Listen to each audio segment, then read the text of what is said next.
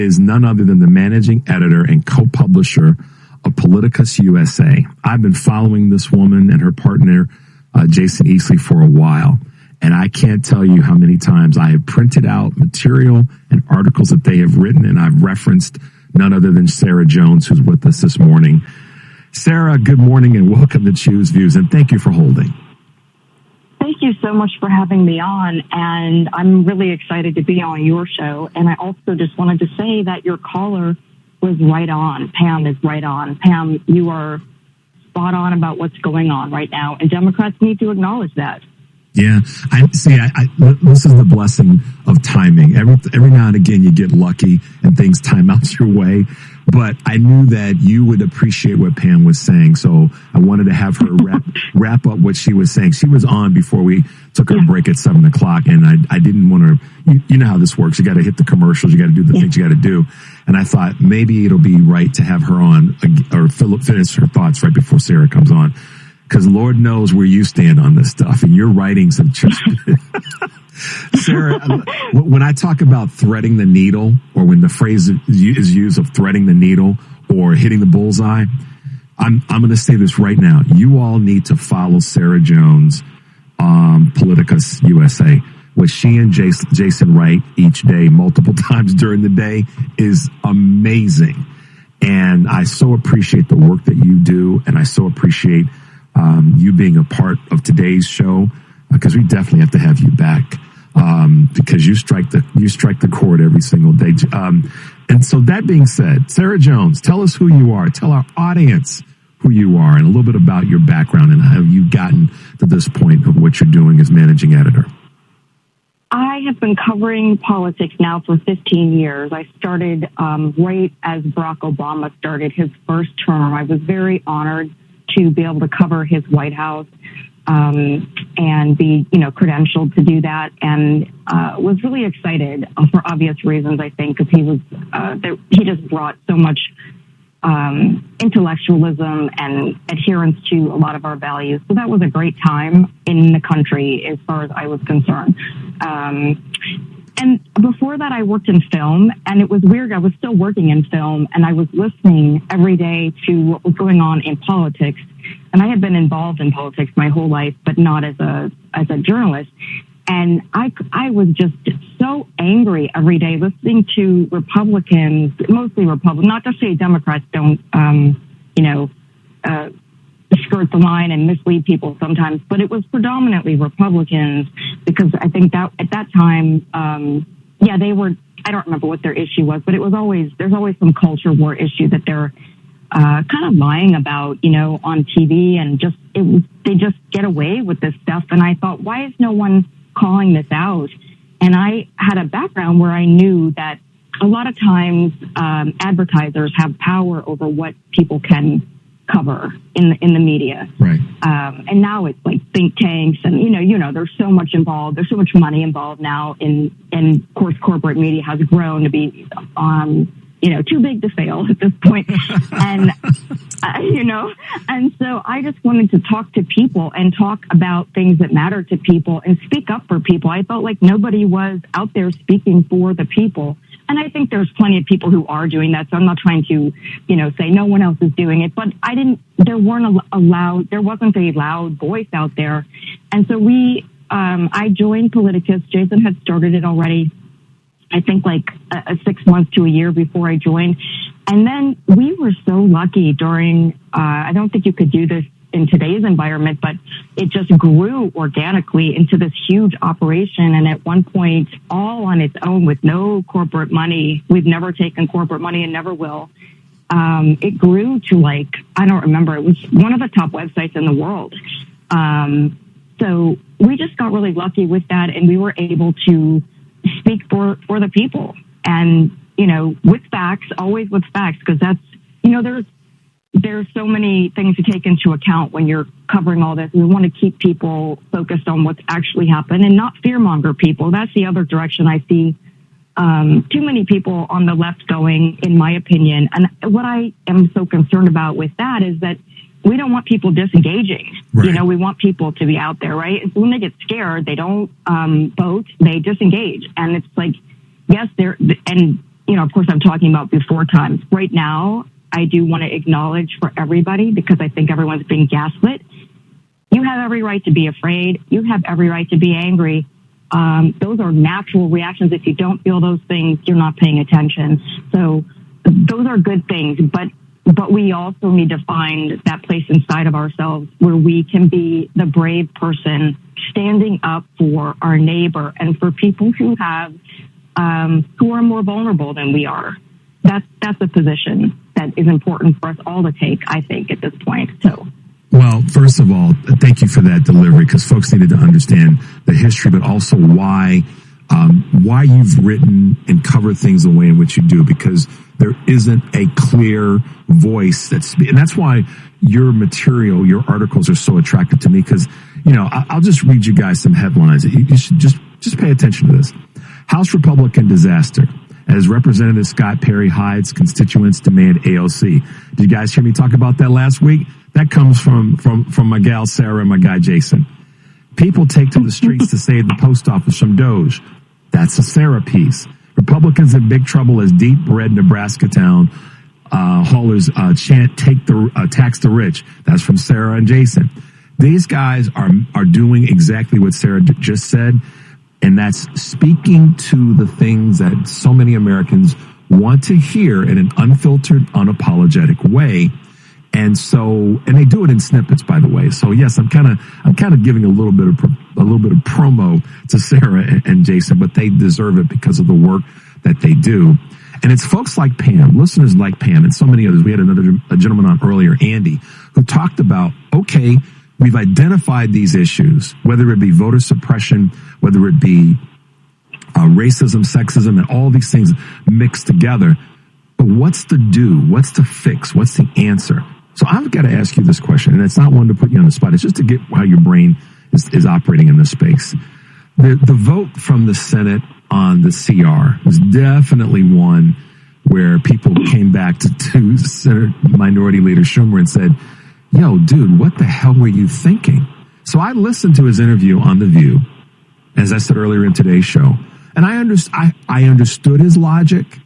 I didn't fully agree with it, but I felt like the miss from Senator Schumer was, if that's where you were going to be, then you should have told us in advance, rather than letting it kind of fall out of the mouths of a few Democrats. And now you look like you're cleaning up the feces. And that is, I think, where a lot of people are right now, is that, Dem, stop doing that. I'm a big supporter. You know that.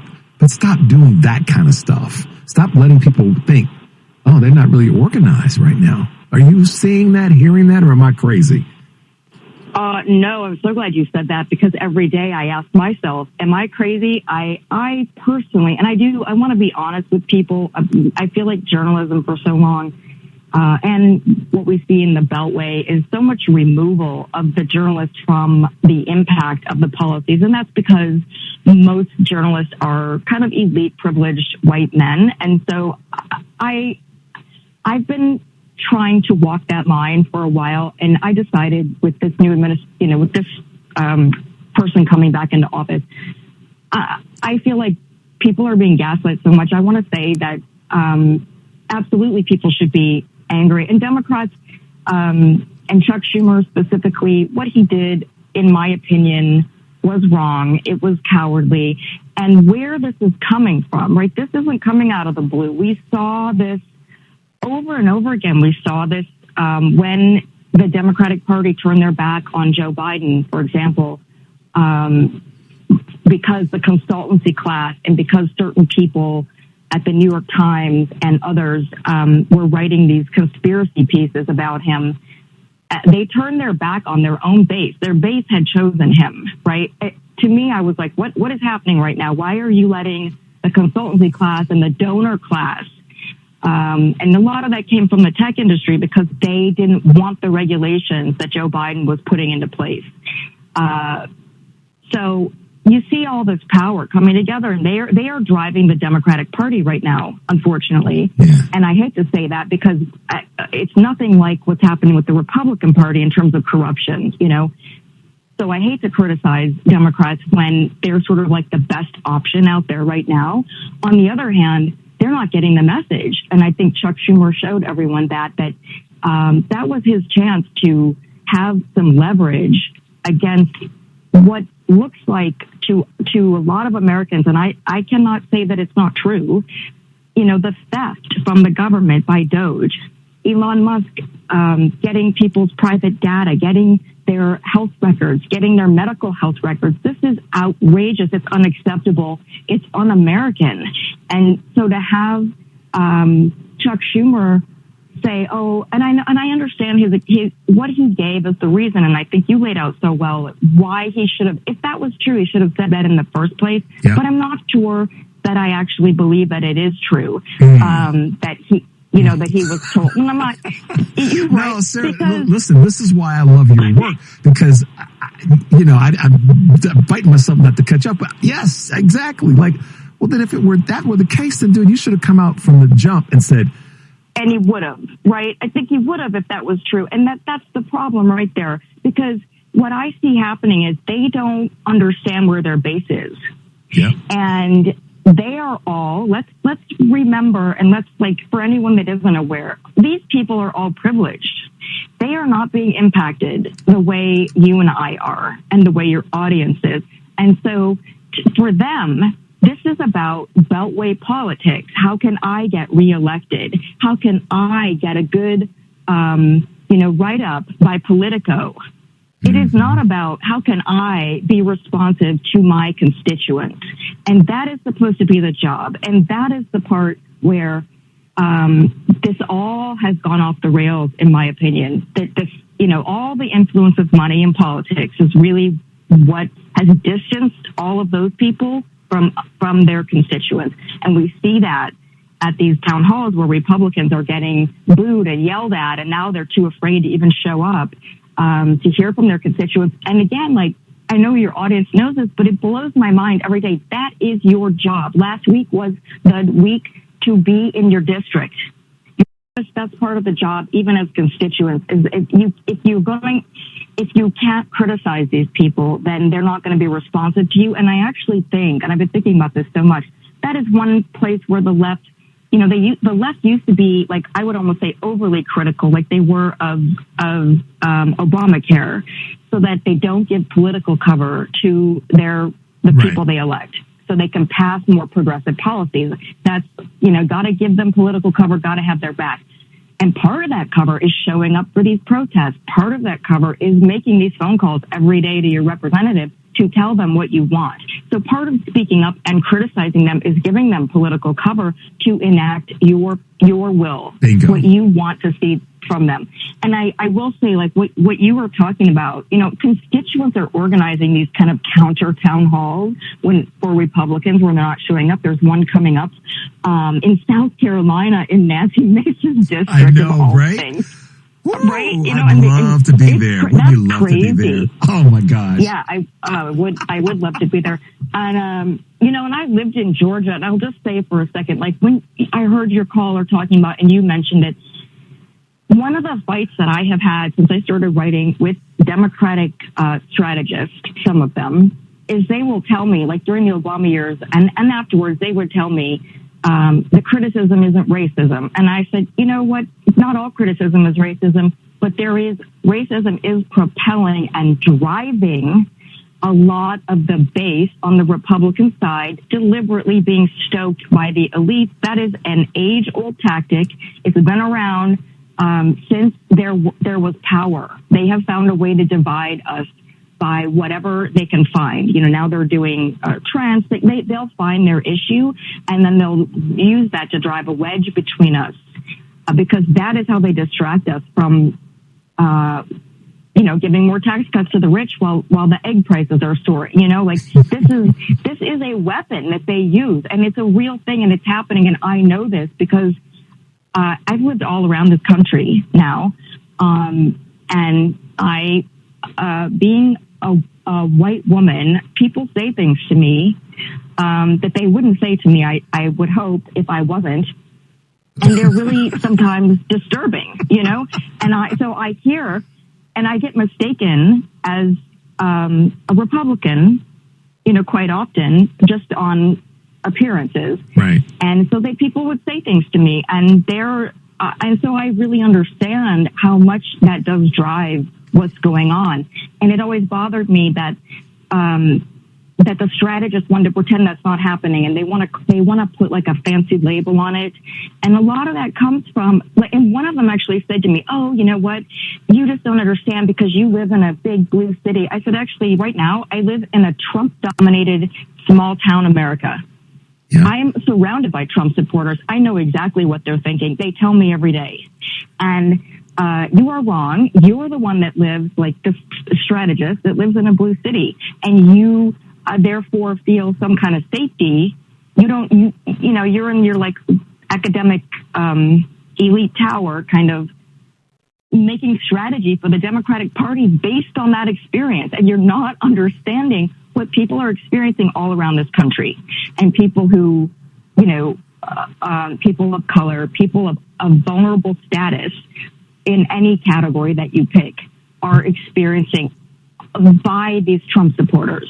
And I'm not denigrating all Trump supporters, but there is an ugly aspect to this movement, and we've seen it over and over again. It's violent and it's ugly, and just to have Democrats. It's not something. Sorry, I didn't mean to catch up. And it's not going to move us forward as much as people want to think, right? Because it's all about regressive. Not even politics. It's about a regressive society. It's about, and I talked about this all the time. But it's about taking us back to a time when straight white, quote, Christian men with some nationalistic beliefs run everything. And, you know, if we don't say that out loud, we'll never get to fixing it. It's about having women barefoot and pregnant, to be literal. It's about having enslavement, Jim Crow, and after World War II isms throughout the country. It just is. And that's where I think sometimes we have to cut through the filter. And listen, Vice President Harris did her best in that space. But I think a lot of what you said earlier about the technocrat and the what did you call them? The data elite and the consultants. Thank you. The consultant elite. Yeah. They keep getting it wrong because what they're putting into their mix to come up with a cake are the wrong ingredients. They're putting the wrong, I mean, correct me if I'm wrong, or your observation. They're putting the wrong stuff in to come up with the analysis to get to a point where they can actually consult in this current climate. No? Absolutely. And because they're coming from a place of privilege. Like, again, that is not where most Americans are coming from. And the Democratic Party is supposed to be the party. And they did plenty of policies. They have been great on policy for working people. And I want to be very clear about that. I think Nancy Pelosi ushered through really incredible policy. So did Joe Biden, former President Joe Biden. They've been great on policy. But then there becomes this disconnect with how they respond and what they fight for in terms of these other issues. And that's where I agree with you 100%. And you know what I wanted to share with you, because you kind of touched on this, and it's something that I see happening that I'm kind of excited about, actually. So maybe a good thing to pop in there before you have to. One of the things you talked about, that all these regressive policies, and for years they've been fighting for all of this, right? The Republican Party. But this is the first time in my lifetime people are actually seeing the result of those policies. And it happened when they overturned Roe, and now it's happening with the Department of Education, and it's happening with USAID. It's happening with all these things that they are destroying, and Social Security, Medicaid. And people, it's so easy to fight against a policy when it's already established. Mm-hmm. When you start to take those things away, all of those arguments, the reasons why they weren't good arguments become very clear. People are experiencing them firsthand. So now Republicans are going to have to start facing the results of those bad policies, yes, and the results of the things that they said they believed in, or that they thought they were advocates for, how destructive they are to the person that's right next to you. It could be your spouse, it could be grandma, grandpa, niece, nephew, and the list goes on. Right there, immediately connected to you, not some far off person 3 states away, but right there. And that to me is the fertile ground that the Democratic Party, the Democratic leadership, they have to do what Governor Pritzker's doing, I believe, here in Illinois. He's taken the fight on. He is leaned in hard to say, no, not on my watch, and here's what we're going to do about it. And I would hope, I'm praying that the leadership on the national level takes a little bit of sauce from Governor Pritzker in that space. Sarah, you can hear the music, which means I have to shut up and you and I have to wrap up. But you are going to be back because I love your work, yours and Jason's. It's phenomenal. Oh, thank you so much. And I really appreciate you taking the time to be with us. Sarah Jones, y'all.